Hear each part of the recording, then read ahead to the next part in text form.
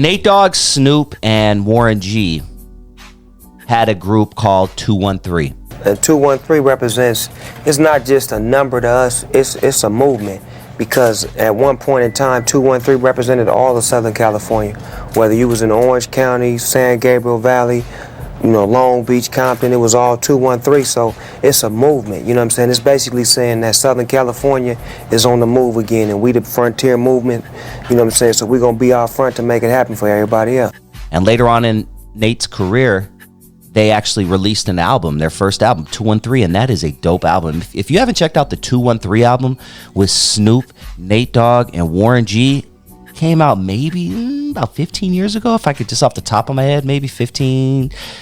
Oh no, Nate's been gone for almost 15. So yeah, it had to be about, maybe almost 20. I don't know. Long story short, shit came out.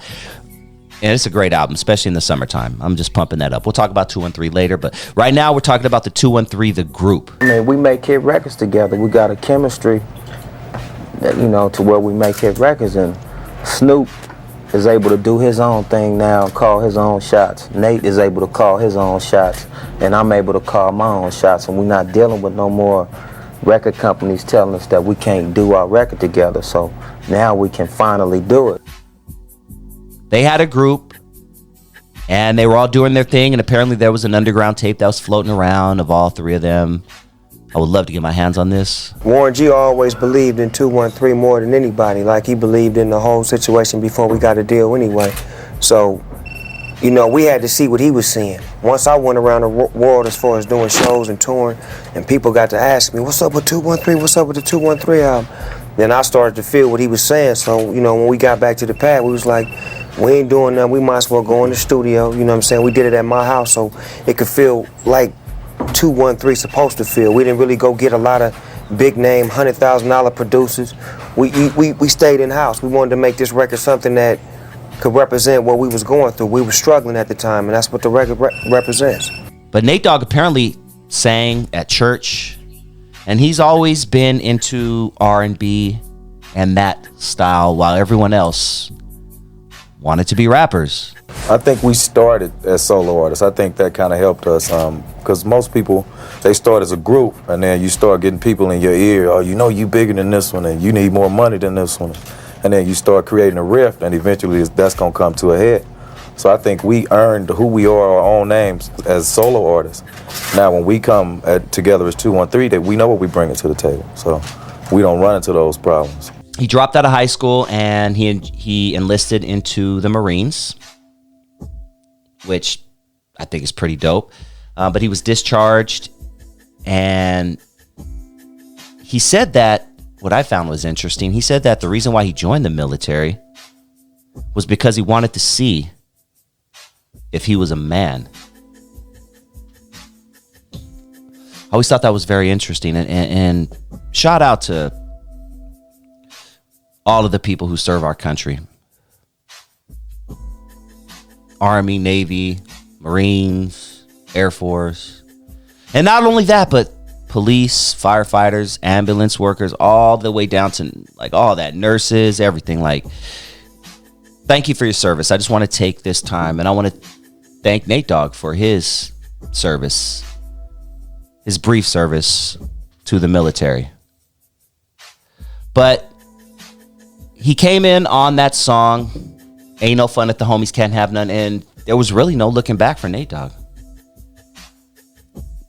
Everyone wanted a piece of Nate Dogg. At first, he was really just doing music on death row. He was on a lot of classic death row songs. But there was a time in the early 2000s, maybe, something where every song had a Nate Dogg hook. There was a time where Nate Dogg was on almost every song. I mean, he's done songs with 50 Cent, Eminem, Mos Def, Eric Sermon, Redman. I mean, the list literally goes on and on. Some of my favorite Nate Dogg hooks. Hey, hey, hey, hey. Smoke weed every day. I mean, whenever that's played in a club, right? Everybody sings that hook. It's those little things. I would have loved to be in the studio with Nate Dogg and Dr. Dre recording the last episode or the next episode. Well, as you know, Dre gave me my first record deal. So working with Dre from the first day is always a learning experience. He always teaches me something new when I'm in there, Even to this day, it's always something like, damn, he could have told me that 10 years ago, So it's always a learning experience when it comes to Dre. Man, what a classic time that must have been, just to be a fly on the wall. Nate Dogg, say it like this. Hey, hey, hey, hey. Smoke weed every day. Classic, right? I mean, 50 Cent, 21 Questions, one of me and my girl's favorite joints. We bumped that when we got our little mixtape playlist that we bump on date nights and stuff like that. And 21 Questions on Get Rich or Die Trying by 50 Cent. I'll ask you 21 questions, and they're all about us, all about us. I mean, come on. Two of America's Most Wanted. Nobody does it better. I can't sing like Nate Dogg, sorry. Nobody does it better. They can come closer than close, yeah. Come on. Original, they never will be. Shout out to Nate Dogg, man. Music and Me. My music and me.